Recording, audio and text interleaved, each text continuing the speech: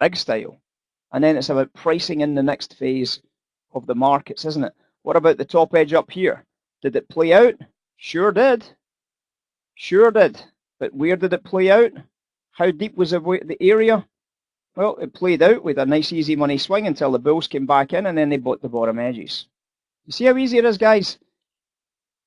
But that's only easy if you've got all that area to play in. You understand? It's only easy if you've got that area to play into. Because if you don't have that area to play into, then of course you've got to be a little bit more selective in exactly what trade to take, but at least you know what the trade should be in terms of these stories, don't you? Agreed? You see how bullish this was? And you see how bearish the top edge became? It's an area.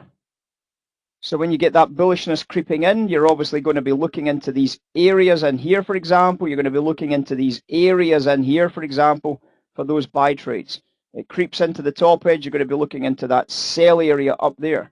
When this bearishness is creeping in here, you're going to be looking into that sell area up there for that sell. And that's what we do as traders.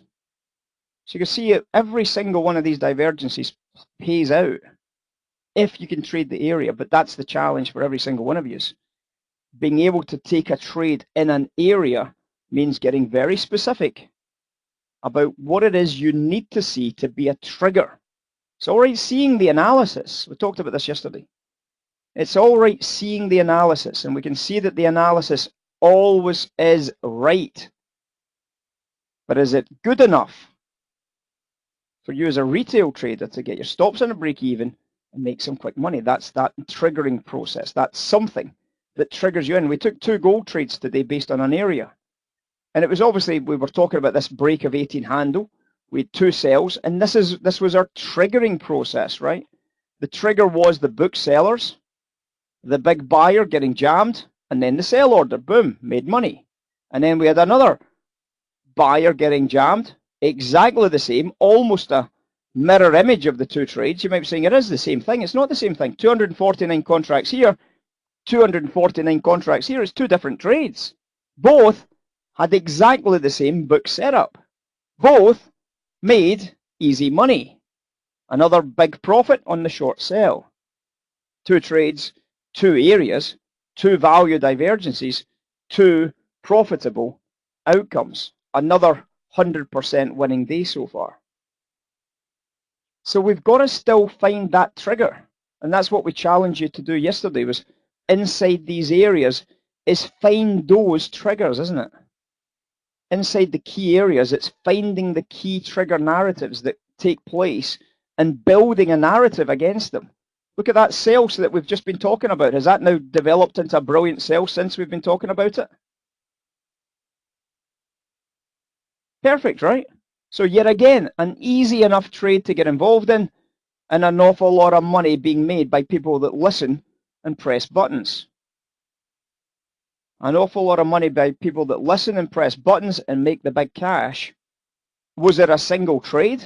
Was it an area? It was an area. Was there any particular trades in there that you were able to get involved in? Well, that depends upon your triggering process. Another winning trade every single time. You've just got to follow the rules. You've got to have a rule, so you know if your rules are right. You've got to follow your rules, and you've got to deal in these areas. That's where the challenge begins.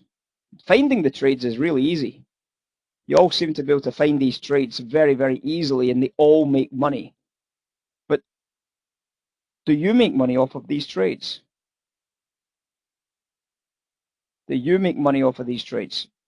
That's the challenge, right? Because you've now got to find the entry. You've got to find, you're not going to make any money if you start selling here. You're not going to make any money if you started to sell on the way up here. And then when it started to drop and you sold there, you're not going to make any money. So that's just bad execution that's wrong. And that's when we go back to that question about really bad execution. With good execution, you make money every time you trade these things. That's why we looked at this gold. I'm not claiming the execution was good because I was actually taking this trade at the time. So my execution was poor-ish. But because it was still good enough, I still made money. And this was a live room call. You'll all remember it because we were talking about this trade live in the room. We were talking about the value we had, and we simply traded the value, and we simply made money. Now, the gold never stopped at that because we were obviously talking about the 18 handle becoming the pivot of all gold trade. And we were right, it was the pivot of all gold trade, but we had the right trade at that time, and the value didn't develop any downside. So what are you going to do? Buy it back, right? You're going to buy it back. So this is what happened. So the two trades we've just looked at are these two trades here, right? Now remember what I said in the classroom about this trade. I said it should be nearly impossible for me to do what?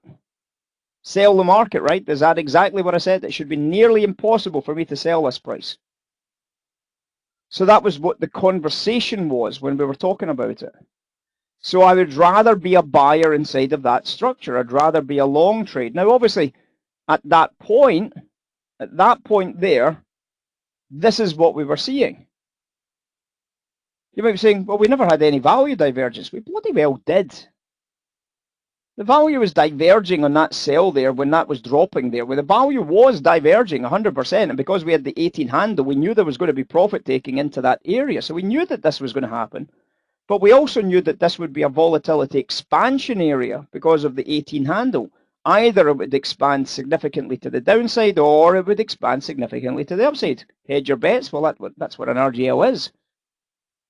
You know it's a volatility expansion. At this stage, you just don't know which direction. Well, the one thing we recognize here is that the blue line has not broken sell-side structure, has it? So whilst the top line is bearish, the bottom line is not bearish. So that means that there's always going to be buyers willing to come back in at bottom line prices. And obviously when the buyers come back in at bottom line prices, all you're doing now is drawing in bottom line prices. All you're doing is drawing in these areas. Because if that does not break structure, and obviously the blue line trades exactly the same as anything else, it's got structure breaks, it's got all these other things. So for example, you can see that the blue line, for example, broke structure here. Well, you were still at bottom edges when that broke structure. That is a brilliant buy trade, isn't it? At a bottom edge, that's a brilliant buy trade. Agreed? Look at how good the value is. It's almost unbeatable. It's almost impossible for you not to make money based on simply your value lines. So when you see that structure break and then you started to see this value holding up here, you're looking at that and saying, wow, this value is still really, really good for these buyers to keep going. And you might have been able to find a little bit of order flow to buy into it. Again, because it should be easy to buy. Remember that, Simon? We said it should be easy to get long in these trades. It should be really hard for you to sell any of these. And was that trade right? Well, you can see for yourself that the value came back in, another break, still never broke structure even during this balance here, another very bullish break higher. Should be very easy to buy into this. Well, there's a very easy buy against a spring level right there, isn't there? Very easy buy against spring right there. And the takeaway is up to 1814s from the break of 18 handle. Another $1,400 of upside profits on the gold price. Unbelievable? Not unbelievable at all, is it? Not unbelievable at all. Actually, really quite straightforward.